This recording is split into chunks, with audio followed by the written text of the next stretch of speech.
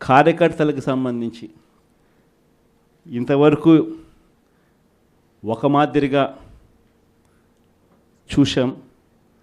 కార్యకర్తలను ఇక్కడ కాదు, కార్యకర్తను ఇంకా గొప్పగా చూసుకునే కార్యక్రమం కూడా జరగాల అని చెప్పి కూడా ఆలోచన చేస్తాను. మీ అందరికీ కూడా నేను ఈ విషయం భరోసా ఇచ్చి కూడా చెప్తా ఉన్నా.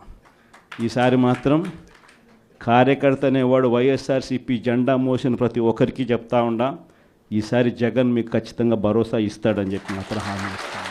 ఎందుకనంటే ఈ మాదిరిగా ఎప్పుడు కూడా పరిస్థితి ఎప్పుడు చూడలా, మొట్టమొదటిసారి చూస్తూ ఉన్నాం ఈ మాదిరిగా పరిస్థితి. వీళ్ళంతకు వీళ్ళే కొడతా ఉన్నారు, వీళ్ళంతకు వీళ్ళే దొంగ కేసులు పెడతా ఉన్నారు, వీళ్ళంతకు వీళ్ళే మ్యానుఫ్యాక్చర్ చేస్తూ ఉన్నారు కేసులు, వీళ్ళంతకు వీళ్ళే విట్నెస్లు మ్యానుఫ్యాక్చర్ చేస్తూ ఉన్నారు, వీళ్ళంతకు వీళ్ళే కేసులు పెడతా ఉన్నారు. ఒక మనిషిని ఏకంగా 10 చోట్లకు తిప్పుతూ ఉన్నారు.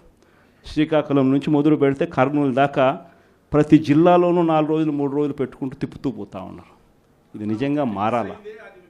ఈ కళ్ళెదుటే కనిపిస్తూ ఉన్న ఈ కార్యక్రమాలు ఇవన్నీ చూస్తూ ఉన్నప్పుడు మాత్రం నిజంగా మీ అందరికీ నేత్రం ఖచ్చితంగా ఈ భరోసా ఇస్తా, ఖచ్చితంగా నేను చెప్తా ఉన్నా ఈ మాట.